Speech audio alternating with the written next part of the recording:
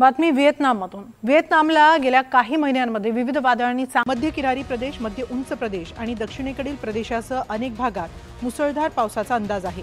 त्यामुळे लहान नद्या आणि ओढ्यांमध्ये अचानक पूर, उतारांवर भूस्खलन आणि सखल शहरी तसंच औद्योगिक भागात पूर येऊ शकतो, असंही हवामान विभागानं सांगितलंय।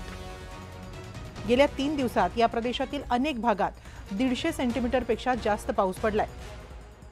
व्हिएतनामच्या पर्यावरण मंत्रालयानं गुरुवारी दिलेल्या माहितीनुसार 6ही प्रांतांमध्ये मृत्यूची नोंद झाली आहे, तर 9 बेपत्ता लोकांचा शोध सुरू आहे। व्हिएतनामच्या नौदलाची पथकं कान हुआ प्रांतात पुरात अडकलेल्या नागरिकांना सोडवण्यासाठी कार्यरत आहेत। गेल्या काही वर्षातला हा भीषण पूर असल्याचं सांगितलं जात आहे। भूस्खलनामुळे अनेक प्रमुख रस्ते बंद झाले। जवळजवळ 10 लाख घरं वीज पुरवठ्याशिवाय अंधारात आहेत। दरम्यान अद्याप यू शहरापासून डाकलाक प्रांतापर्यंतच्या किनारी भागात पाण्याची पातळी 0.3 ते 0.6 मीटरनं वाढण्याची भीती आहे। मध्य व्हिएतनाममध्ये गेल्या 3 दिवसात अनेक भागात सुमारे 1,500 मिलीमीटर म्हणजे 60 इंच पाऊस पडलाय।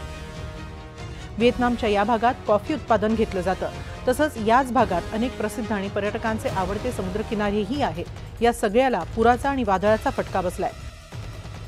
सुमारे 15,000 हेक्टरवरील पिकांना पुराचा फटका बसल्याची माहिती देशातील आपत्ती व्यवस्थापन विभागानं दिली आहे। व्यापाराला देखील पुराचा मोठा फटका बसलाय। लामडोंग प्रांतातील दा एनहिम नदीवरील पूल वाहून गेला। गुरुवारी ही घटना घडली।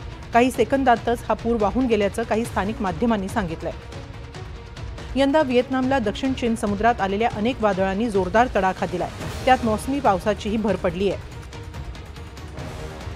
जून 2025 मध्ये वुटिप वादळ आलं। या वादळाचा व्हिएतनामला मोठा फटका बसला। मुसळधार पावसामुळे आलेल्या पुरात 7 जणांचा मृत्यू झाला। 33,000 हेक्टरहून अधिक भातशेतीचं तर हजारो हेक्टरवरील जलशेतीचं नुकसान झालं। 100 घरांचंही नुकसान झालं। ऑगस्ट 2025 मध्ये काजिकी वादळ धडकलं। व्हिएतनामच्या मध्यवर्ती किनाऱ्याला याचा जोरदार तडाखा बसला। यात 3 मृत्यू झाला, 10 जण जखमी झाले। सुमारे 7,000 घरांचं नुकसान झालं। 28,800 हेक्टर भातशेती पाण्याखाली गेली। सुमारे 80,000 हेक्टर पिकांचं नुकसान झालं। सप्टेंबर 2025 मध्ये बुआलोई वादळ छोट्या श्रेणीतील दुसरं वादळ म्हणून हातीन प्रांतावर धडकलं। यात किमान 57 जणांचा मृत्यू झाला, तर 18.8 ट्रिलियन व्हिएतनामी डॉंगचं नुकसान झालं। नोव्हेंबर 2025 मध्ये कलमेगी वादळानं मोठं धुमशान घातलं। व्हिएतनामच्या मध्यवर्ती भागाला मोठा फटका बसला। किमान 5 जणांचा मृत्यू झाला आणि हजारो घरांचा वीज पुरवठा खंडित झाला। 57 घरं कोसळली, तर 2,600 घरांचंही नुकसान झालं। दरम्यान गेल्या 2 वर्षात या वादळांची तीव्रता वाढली आहे। गेल्या वर्षी व्हिएतनाममध्ये झालेल्या नैसर्गिक आपत्तीमुळे 514 जणांचा मृत्यू झाला। सप्टेंबर 2024 मध्ये आलेल्या यागी वादळामुळे 354 जणांचा मृत्यू झाला होता, तर तब्बल 3.3 अब्ज डॉलरची वित्तहानी झाली। गेल्या 5 वर्षांचा आढावा घेतला तर 2 ऑगस्ट 2020 रोजी उष्णकटिबंधीय वादळ सिनलाकू देशाच्या उत्तरेकडील प्रांतांवरून गेलं। या वादळात 2 मृत्यू झाला। एकूण नुकसान अंदाजे 12.94 दशलक्ष डॉलर झालं। 18 सप्टेंबर 2020 रोजी उष्णकटिबंधीय वादळ नॉलनं क्वांगट्रा आणि थियान हुआ प्रांतांमध्ये धडक दिली।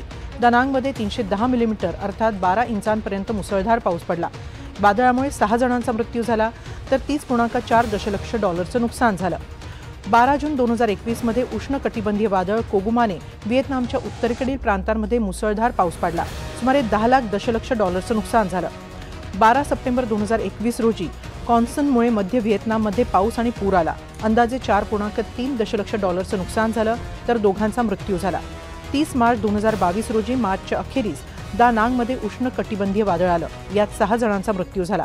28 सप्टेंबर 2022 रोजी नोरू वादळ दानांग शहरात जोरदार वारे आणि मुसळधार पावसासह धडकलं। थुआ थियान यू दानांग या दोन्ही ठिकाणी वीज पुरवठा खंडित झाला। दानांगच्या सीमेवर असलेल्या क्वांग नाममध्ये पूर आला। 15 ऑक्टोबर 2022 रोजी उष्णकटिबंधीय वादळ सोनकाने क्वांग नाई प्रांतात धडक दिली। दानांगला मोठं नुकसान झालं। शहरातील नुकसान 61.6 दशलक्ष डॉलरवर गेलं। तर 23 जुलै 2024 रोजी तीव्र उष्णकटिबंधीय वादळ क्वांगनिंग प्रांतावर धडकलं। 640 दिवसात व्हिएतनामला धडक देणारं हे पहिलं उष्णकटिबंधीय चक्रीवादळ ठरलं। यात किमान 1.27 दशलक्ष डॉलरचं नुकसान झालं।